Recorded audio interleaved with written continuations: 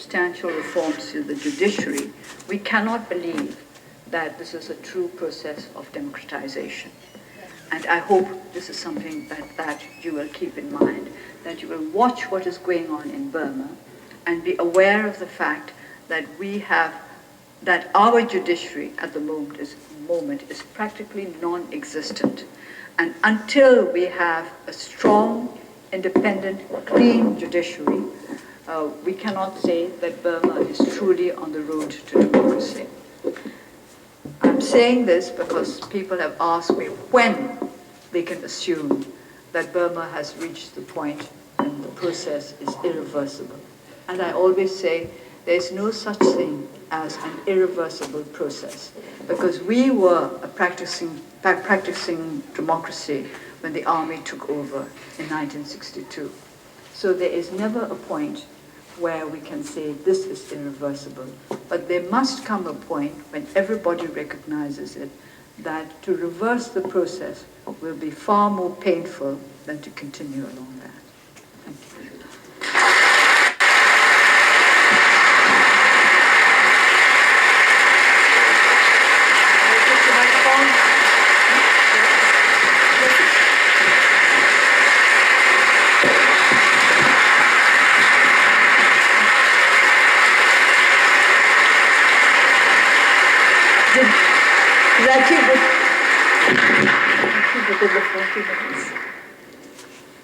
Well, thank you so much for those remarks and for those reflections on trying to build the rule of law in Burma. Now, we've asked people to submit cards, and I got dozens of wonderful questions, and many of them very much pertinent to the subject that you were talking about. So I hope you'll excuse me if I don't read your question. There were many duplicative questions. And so I'll do the best I can to try to synthesize the spirit of what came forward from the floor. But I thought one of the interesting questions about the rule of law, and it particularly seems appropriate given the difficulty of making this transition from a corrupt, essentially lawless, well, paper laws, but laws that are either oppressive or not enforced. How to make that transition to the kind of regime you envision. The question is that many countries around the world in the last couple of decades have experienced transitions from having oppressive, non-democratic regimes to greater democracy. Do you see any examples in Eastern Europe or Latin America or any other parts of the world that have gone through a transition that seem relevant or useful to you in thinking about how to effect a transition in Burma? Well, I know of some examples which tell us what we must not do. I was speaking to some politicians from Cambodia recently, and they remarked that the fact that we put so much emphasis on the rule of law was a good thing. They said they had neglected to do that in Cambodia. They had emphasized the need for free elections and a free legislature, but omitted the importance of rule of law. And they had said that because of that, Cambodia is now having problems with taking forward the process of democratization. So this is, if you like, a negative lesson we've learned, what can happen without the rule of law. But I think in other transitions, such as in Indonesia and in South Africa, they have tried to strengthen rule of law as the democratization process went forward. I think in South Africa, perhaps they had an easier job than we are going to have in Burma, because although there was apartheid, which was ruled by law rather than rule of law, at least there were working judiciaries, which I don't think we can say of in Burma. So we'll have to start from scratch. We are in a far weaker position than many of the countries which have made the transition to democracy when it comes to the judiciary. One interesting question asks about the judiciary, and interestingly raises a number of the questions you did attempt to address. And the question is, what are the major problems, and how would you, in a sense, rank them corruption of the judiciary, the lack of courage in enforcing laws against states, the competence of judges, the respect for the judiciary by the people, and the political will for reform. And it did seem to me you touched on those, but in a way plus more. of course the Home Department, that is to say the police. We need a clean police. We need the people who enforce these laws to be able to live within those laws. This is why we are cooperating with the Home Ministry as well as the Defense Ministry in trying to re-establish rule of law in Burma. We cannot just deal with the Attorney General's office. We can't just deal with the courts. We have to make sure that our police too are clean and capable of carrying out the process of rule of law. It seems to me it takes a kind of political will on the part not only of the populace but of these people whose lives were used to a corrupt regime who have to transform their ways. Yes, it's very difficult to make people uncorrupt, as it were. As I said, they get used to a certain way of living, a certain standard of living, and it would be difficult to convince them that they should take less. But on the other hand, of course, we can always recruit new members as well. There's several questions here. You talked about how the question of the rights of ethnic minorities interweaves with the question of human rights in Burma. Do you want to comment in a little more depth on that? I mean, what is the status of ethnic minorities in Burma now, and what in the transition toward democracy? How do you see those interests being properly represented? The great majority of the ethnic nationalities live in the border areas, and as always happens, more injustices are committed the further away you move from the center of government. This happens everywhere. And our people, they are poorer, they have less access to justice, they have less access to organizations that might be able to help them. So unless we can make our ethnic nationalities feel that they are on an even footing with the majority Burmese, we will never be able to achieve genuine harmony in the country. One of the requests that I always make to people who want to invest in Burma, whether in development or in humanitarian efforts or in economic enterprises, I ask them to try to work as far as possible in the ethnic nationality areas, not just to concentrate in that area, in the central part of Burma where the Burmese live, but in the outlying areas to bring up the standard of living of our ethnic nationality states to that of the central area of Burma. And this would help if there were more, if our ethnic nationality areas had more access to the wider world, there would be fewer injustices committed. At least they could not commit these injustices and get away with them to that extent. How about the connection of ethnic minorities and religious identity? There are many religions practiced in Burma, although the majority are Buddhist, and you obviously yourself have written about the importance of Buddhist teachings and practice in your own thinking, in your own life.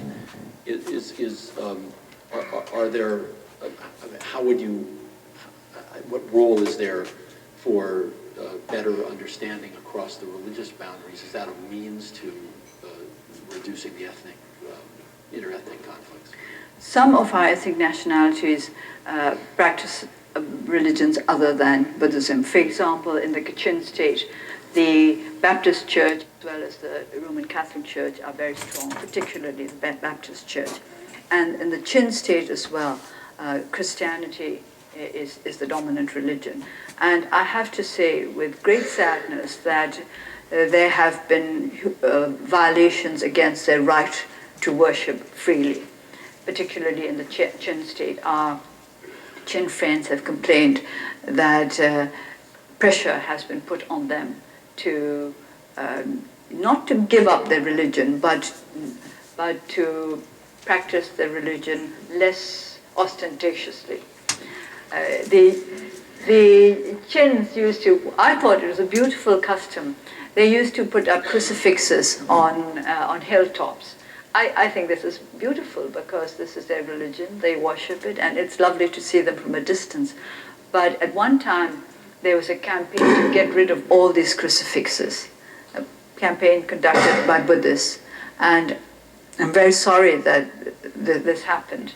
I do not think that this kind of action should be allowed at all. And in the Kachin state, we have found that the Christian churches do very good work with regard to the internally displaced people who have been herded into camps because of the conflict that took place over the last year. We can get help to them best through the Christian churches. So a lot of cooperative effort is possible, and this will not only bring about better understanding between the different religious groups and ethnic groups, I think it will also bring more practical help to our ethnic nationalities. Buddhist monks played a significant role in 2007 in the Saffron Revolution. Is there any prospect of that, of using clergy and clergymen to help cross those lines? To give you an example, Tony Blair taught a course here for 3 years on faith and globalization, in which the real focus was actually drew from his experience in Northern Ireland, where his getting a peaceful solution in Northern Ireland was in large part because of his ability to work with both Protestant and Catholic clergy to help bridge some of the divide. I wonder, is that a strategy that could help with reducing ethnic tensions? I think there are a number of Buddhist monks and Christian clergymen who are working towards such a resolution of conflicts between their communities. And what about the role of Muslim populations? The Muslim populations are scattered all over Burma, but of course these days people hear most about the Muslim population in the Rakhine state because of the recent troubles. And there the communal problems go back a long way. And I have to say quite frankly that these are not going to be resolved overnight. This is another reason why I emphasize rule of law, because rule of law can help to ease tensions. They will not make the communal problems go away. The communal differences cannot be made to vanish overnight. It takes a long time. It takes understanding on both sides. It takes positive action from both sides. I'm not saying it's impossible. I believe it is possible because there are Muslims in the Rakhine state who have lived there for generations and at peace with their Buddhist neighbors. So I do not see why this kind of peaceful, harmonious relationship should not be re-established, especially now as the government is saying that they will respect the citizenship laws. I think we should also go a step forward and review the citizenship laws to make sure that they're in keeping with international standards. Mm-hmm. Coming back to sort of the constitutional framework, which you talked about a bit, another question asks, given that the current Constitution provides for sort of reserved percentages of representation in Parliament for the military, do you see that as a hindrance to an evolution toward rule of law or democracy? Well, of course, in a genuine democracy, you can't have an unelected portion of the legislature which votes on an equal footing with those who are elected. But I have to say that I really, at the moment, don't mind having the military contingent there, because that's our best opportunity to get to know them. It's the truth. And I think once they get to know us, they will understand that we're not against them.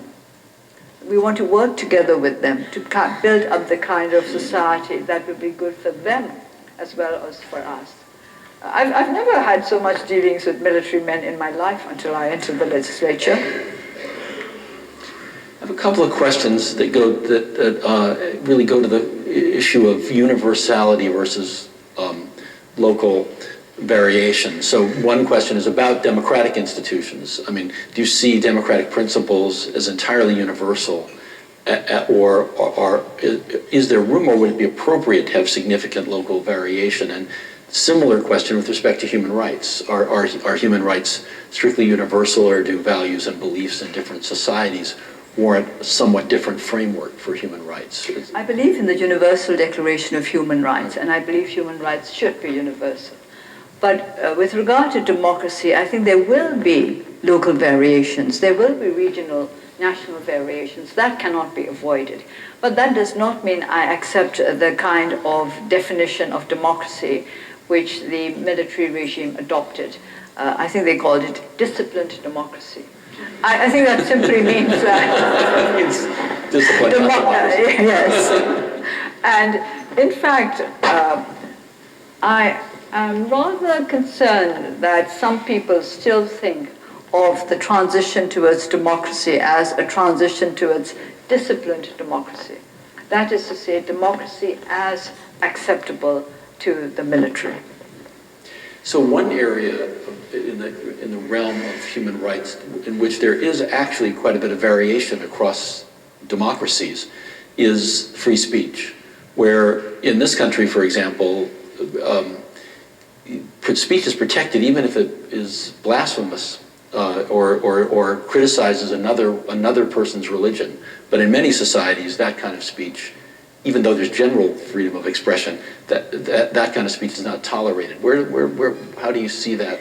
Under the Burmese constitution, you are not supposed to attack others' religious beliefs.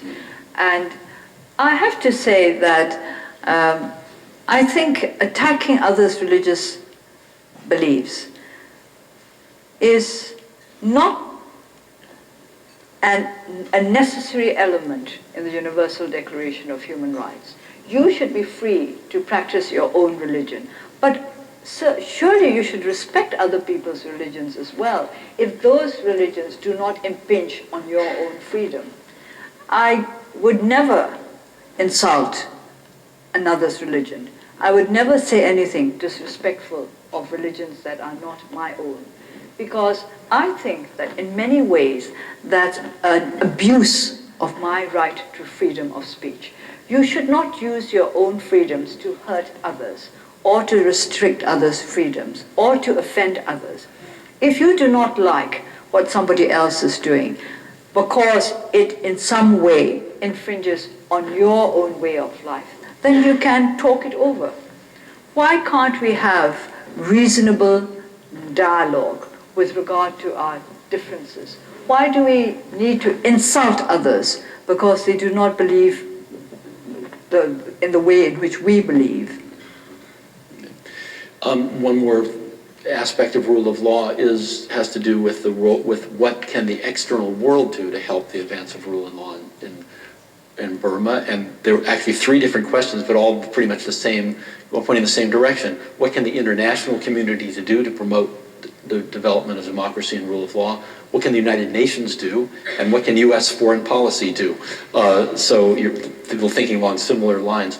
Do you want to comment on where can the outside world be of help? Well, the international community needs to be aware of the fact that we need rule of law if we are really to progress towards democracy.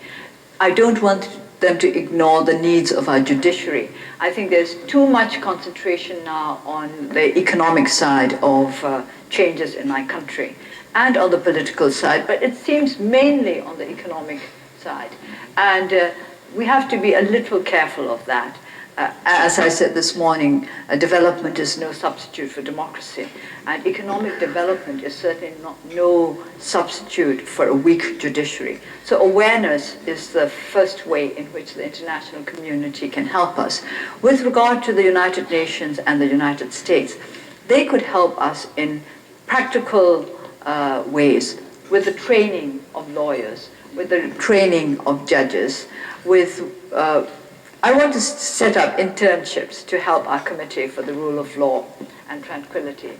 So with the establishment of such internships, there are many practical ways in which they can help, one, our committee, and through the committee, the re-establishment of rule of law in our country. Well, one of the things the president of Yale can't do is commit the Yale Law School to any particular course of action. But I will have a conversation with our dean to see if there's anything that we can do to be helpful on those lines. One last political question, then turn to a couple of personal questions to close. So why did they let you out? And why is this transition toward democracy taking place? What was in the minds of the leaders that allowed this to happen? Well, we've been discussing this quite a lot, and we tend to forget the 2008 Constitution. I think the 2008 Constitution was aimed at change. The Constitution assures the military an influential position in the governance of this country. And since that Constitution was adopted in 2008, I think the military regime felt that it was time to go forward and to institute the kind of changes which would bring positive benefits to the country. There was no doubt about it that our country had got poorer and poorer under successive military governments, and that our people were getting more and more discontented. So this is all part of a program which I believe was decided on some time back.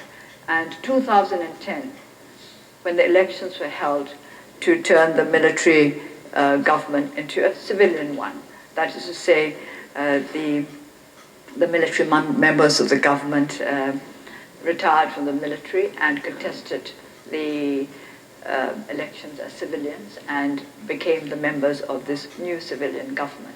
I think most of you know that the majority of the members of our government now are ex-military people, the same people who were in government before 2010.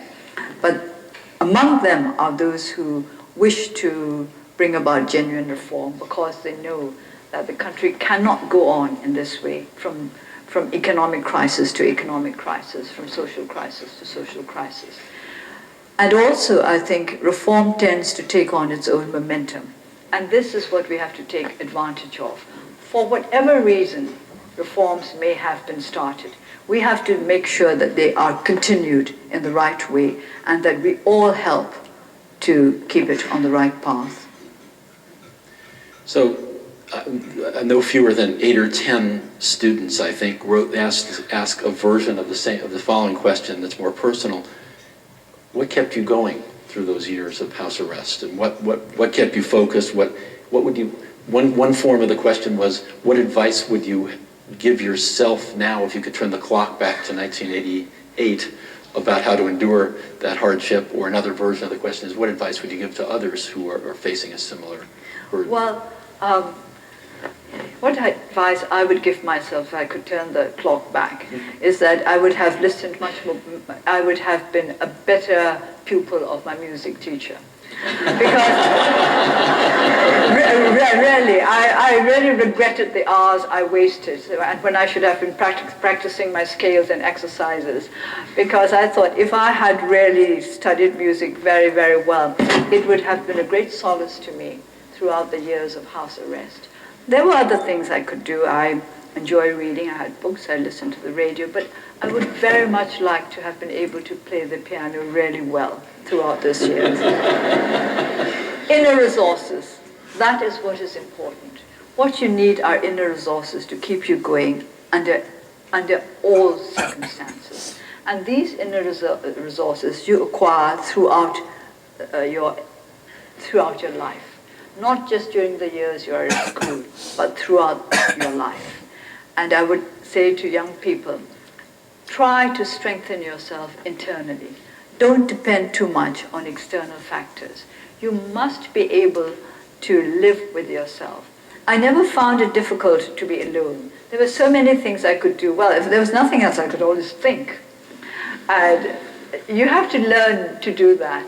And also, we have a saying in Burmese, what is important for you is not just to be able to suffer the hardships of bad fortune, but you also have to know how to suffer the hardships of good fortune. Do you understand what that means? That means that you must not be shaken by external circumstances. You must not be tempted away from the path that you've set yourself by the hope of gain, the hope of comfort, that you should not let yourself be corrupted. To be corrupted is to give in to the hardships of good fortune, and you cannot resist the temptations of good fortune. To be unable to stand up to hardship is, of course, not to be able to resist the hardships of bad fortune. So you have to be able to do both. You have to be able to detach yourself from the immediate circumstances and think of the greater picture. You must have an idea of the sort of person you want to be. Unless you have such an idea, you will not be able to hold true to any one path in life. Every one of us, especially the young, must have an idea of the kind of person he or she would like to be. I was fortunate in that very early on, I knew what kind of person I wanted to be. This was linked to my parents. I knew what kind of person they would have wished me to be. Now, of course, it's in this day and age, people will think it's very old-fashioned to want to comply with the wishes of one's parents. But sometimes it's worth a try. You know, I had another question, which I think you just answered, which is what advice would you give to our students here today as they face their opportunities to lead and change the world? And I think you've just done that. And so I'm going to say thank you so much for inspiring us, for being here with us.